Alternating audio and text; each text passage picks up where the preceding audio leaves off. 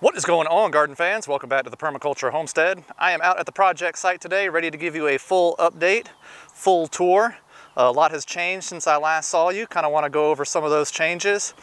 First change while I'm standing here is our beekeeping operation. Let me zoom in on that.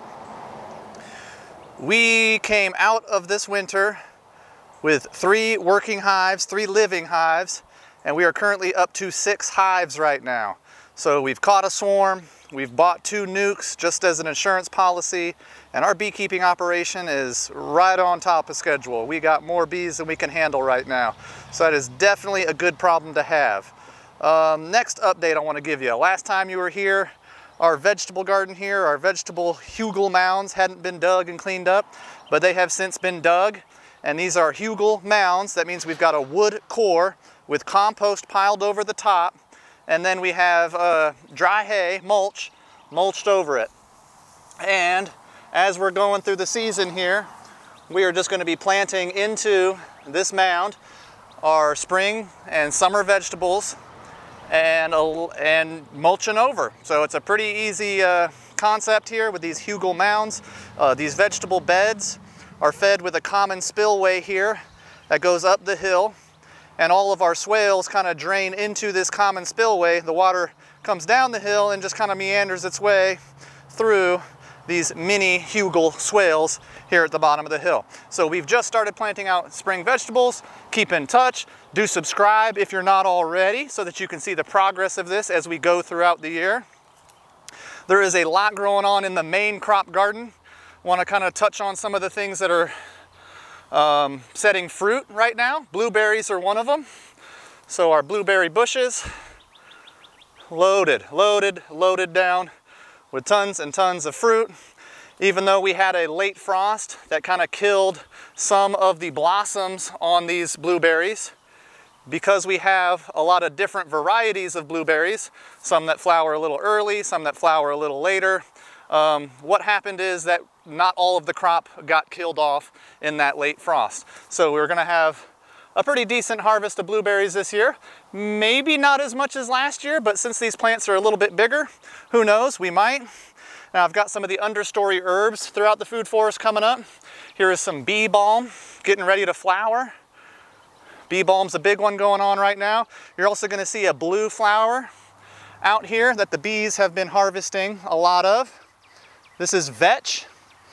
So our 2 main cover crops that we put out here early spring were clover and vetch. So we got a lot of clover coming up right now. The vetch is going to flower. The clover we grew was a red mammoth clover. So you're gonna see a lot of red, spiky mammoth clover out here as well as a ground cover. Other herbs that are coming up as a ground cover are yarrow. We got yarrow coming up and flowering right now. Yarrow is definitely one of my favorite mineral nutrient accumulators out here in the food forest. And then here's some more bee balm coming up as well. So as I'm continuing to chop and drop all the weeds, and we're continuing to plant out perennial herbs, what we're getting here is less weeds and more perennial herbs growing, which is exactly the goal here. This is just a huge property and it takes a long time to get that done. Comfrey is flowering, and we got comfrey planted just about every other tree.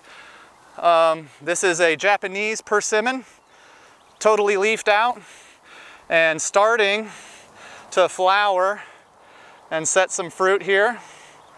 So beautiful flower right here with the, and I definitely expect this to load on the persimmons this year.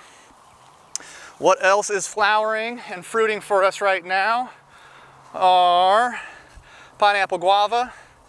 They're starting to bud up. So really closely there at the tip of that, you're gonna see some buds coming on and some new fresh green growth for summer is coming on. Provided we continue to get good, even rain, we should have plenty of pineapple guava. The jujube we have out here are also just starting to flower. Kind of hard to see the flowers here on this guy because they're so small, but these are beginning to flower. Jujube are generally pretty pest and disease tolerant out here Part of that is because they have such a small flower, it's a smaller entry port for viruses and bacteria to get in. What you're looking at here is a giant hazelnut, Hazel Birch actually. And not only has it catkinned, it is setting lots of hazelnuts. So this guy is loaded with hazelnuts. I love the hazelnut flower. It's one of my favorite nut trees to grow. I think it is just a beautiful, beautiful flower and a beautiful shrub to grow. This is a great windbreak or privacy hedge if you wanted to grow one along your property line. Hazel Birch. Currently both of these Hazel Birch here are probably about 10 feet tall and giving me a good 6-foot spread. So the Hazel Birch are looking really good if we're talking about nuts. Chinese chestnut, it's another one of our nut trees, is large enough and mature enough now that it is starting to catkin out. I don't know if you can see these long catkins here, but that's starting to catkin out. And I love using this Chinese chestnut as just a good example of guild building. So we have our centralized nut tree, the Chinese chestnut. It has this companion plant next to it, which is the gummy berry, nitrogen fixing Elaeagnus, that is also starting to set some fruit of its own. You can see the little tiny fruits coming on. A step down from that, we have Comfrey. That's very happy growing in the shade here of this Chinese chestnut. It does not mind the cool temperatures that it gets, especially for our hot South Carolina summers. And the ground cover that's starting to dominate are strawberries. And we've got strawberries flowering and coming up here in our late spring. We're late spring here in South Carolina. Hopefully we get some more May showers that are going to continue to get our tree fruits blowing out. This is another Japanese persimmon growing very well. Most of our mulberry trees are starting to put on fruit. I don't know if you can see all this fruit loaded up on this mulberry tree. Okay, but this mulberry tree, huge. And also just another good demonstration of a guild, of a companion planted guild. We have the centralized mulberry, we've got a nitrogen fixing Elaeagnus, and then we have a ground cover of blackberries, which are just about done flowering. So the whole food forest is really starting to take shape.